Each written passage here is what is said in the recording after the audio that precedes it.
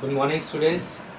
In this video we will discuss some more examples which are exceptions to law of dominance. In the previous video we will discuss about incomplete dominance and codominance, and some more examples. One of the example is multiple allelism.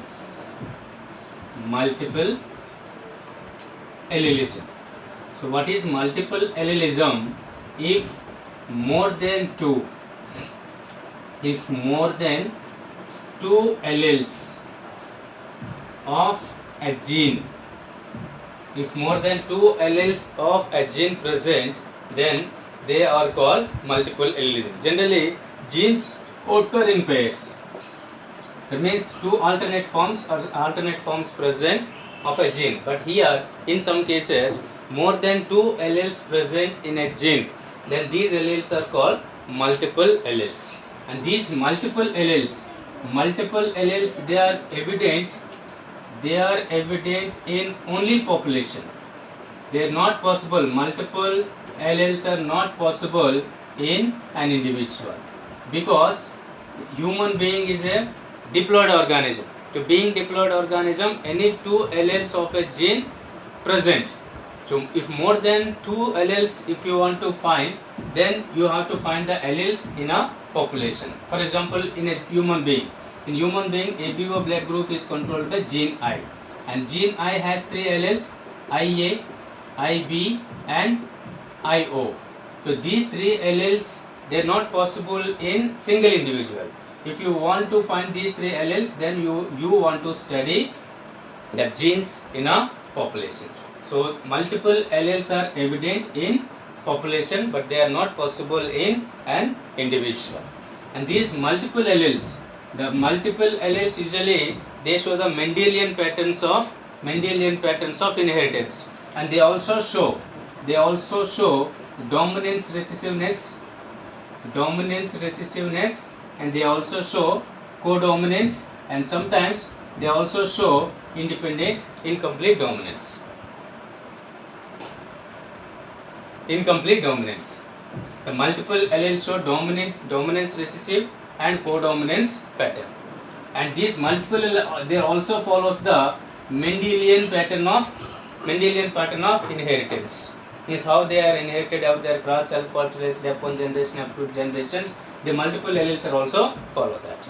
Here, if in multiple allelism, if n equal to number of distinct alleles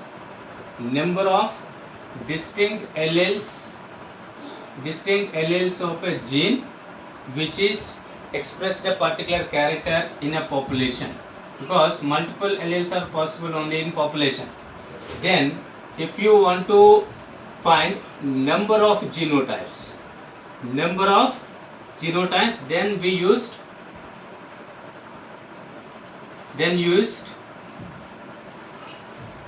2n by n plus 1 formula.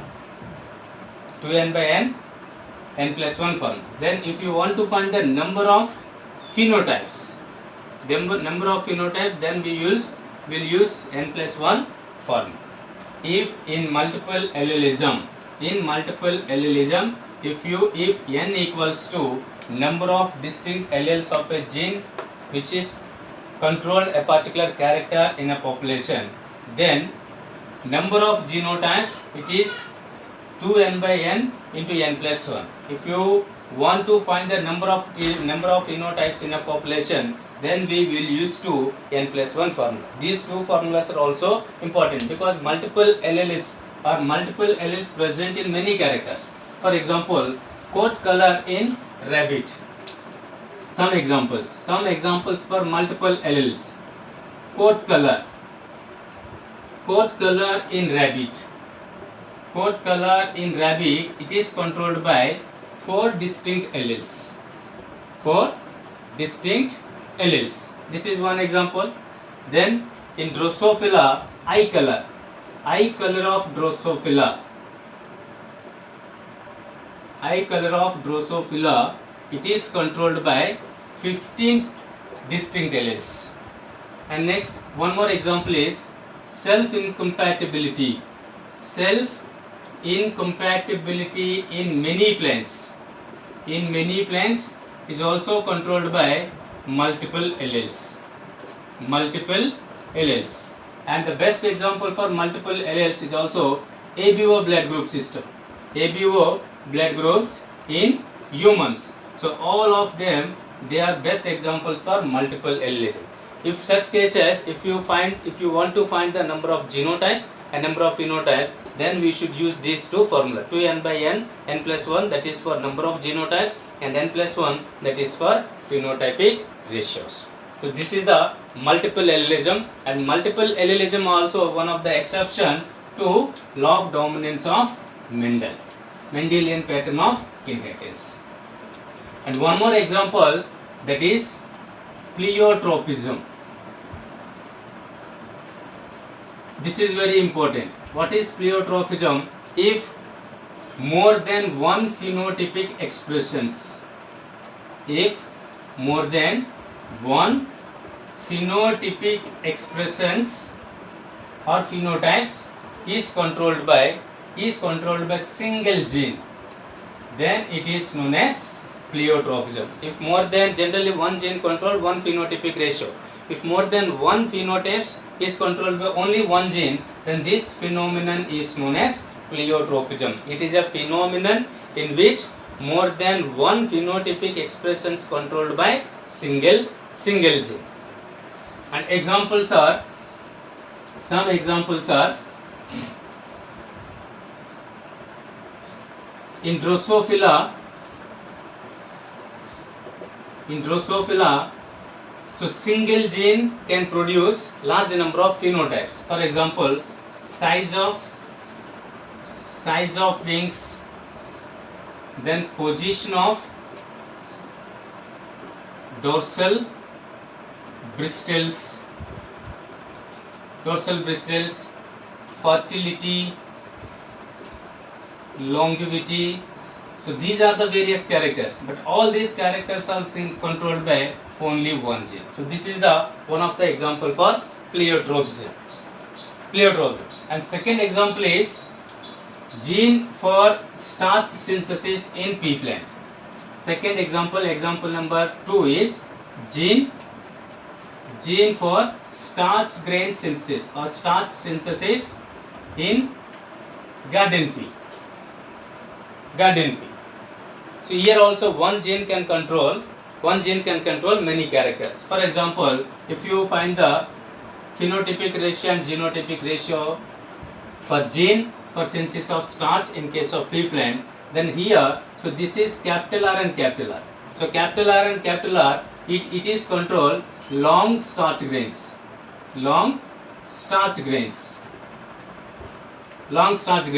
and it is crossed with smaller and smaller. What is smaller and smaller? It is controlled, and this gene is controlled small sized starch grain.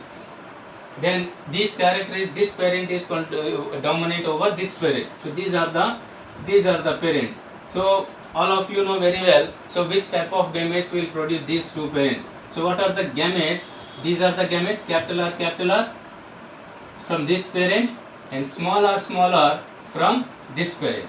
When these two parents are crossed in F1 generation, which kind of parents will be appeared? Capital R and smaller. According to law of dominance, capital R and smaller, it should be long starch grains. But here the F1 hybrid, it will be intermediate starch. Intermediate sized grains will produce. All grains in F1 generation will be intermediate grains. When they are self-fertilized, capital R crossed with capital R smaller is crossed with capital R and smaller. With the help of Punnett square, we will obtain F2 generation. So what gametes will be placed here? Capital R, smaller, capital R and smaller. So what is the possible probability? Capital R and smaller, smaller and smaller. So what is capital R and capital R? It is a long sized grain. And what is capital R and smaller? These two are intermediate sized grains. And smaller, that is small size. That means here the phenotypic and genotypic ratio is 1:2:1. Both phenotype and genotypic ratio are 1:2:1 because one long, two intermediate, one small. Capital R is 1, capital R small r 2, small r 1. So 1:2:1 is the phenotypic ratio in case of gene for start synthesis in case of P. So this is one kind of inheritance, but it follows the Mendelian pattern of inheritance. And the same gene, this gene is also controlled. This gene is also controlled the shape of the seed. In case of this one, the seeds are rounded seeds, and these seeds are wrinkled. These seeds are wrinkled. When these gametes are produced, here capital R and small r is present. These are the again rounded. These are the rounded. When these are self-fertilized, here this is round, this is round, this is round, and this is wrinkled. Here again this will follow the law of dominance, and phenotypic ratio is 3:1 and 1:2:1 is the genotypic ratio. The gene is same, but here this gene is controlled size of grain and shape of seed also. So one gene can control more than one phenotypic expression. That's why it is the best example for pleiotropism. It is the best example for pleiotropism. And pleiotropism is also shown by in humans also. In humans there are two diseases. One is phenylketonuria. This is one disorder, and one more is sickle cell anemia. Sickle cell anemia. These two are also shown pleiotropism, but these two cases will discuss in the later topics. But you have to remember the best example for pleiotropism, that is gene for start synthesis in case of and also in Drosophila also many characters are controlled by single gene. Here also many characters are controlled by single gene. So this is the one of the exceptions to law of dominance of Mendelian pattern of inheritance. And last exception for law of dominance, that is lethal genes. This is not for board exams. If you want to learn, then you have to read it. Otherwise it is not for board exams, and sometimes the questions may be in competitive exams. So what are lethal genes? The gene which cause death of an organism. Death of organisms is called lethal genes, and the genes which cause death of an individual, that is called lethal gene. But lethal genes, they have three conditions: homozygous condition, heterozygous condition. In homozygous dominant condition or in homozygous recessive condition. In homozygous dominant condition,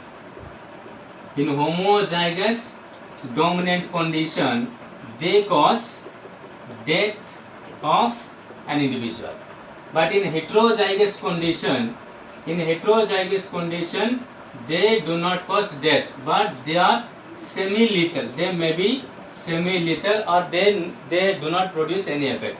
In homozygous recessive condition also, they do not cause death of an individual. So these conditions are very important. In only homozygous dominant condition, it will cause death of an individual. But in heterozygous condition and homozygous recessive condition, they may be semi-lethal, or they no produce any effect. And these lethal genes, the lethal genes are discovered by Cugnot in case of animals, and Edwin Barr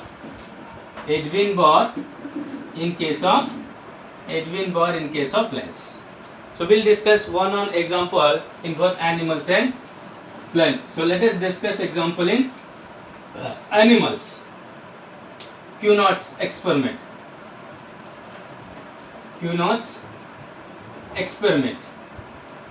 So he performed experiment in yellow colored mouse. So this is heterozygous yellow mouse is crossed with heterozygous yellow colored mouse. So these are these are the parents. So what will be the gametes will obtain? Capital Y, small y. Again here also the same, capital Y and small y. When these two are crossed, with the help of Punnett square, so what are the gametes? So this is the F1 condition, the parents of F1 hybrid. This is the F2 generation. So what are the gametes will placed? Capital Y, small y. Here also capital Y, small y. Capital Y, capital Y. Capital Y, small y. Here capital Y, small y. Small y, small. Already I told, in a homozygous dominant condition, it will cause death of an individual. That means this mouse is died.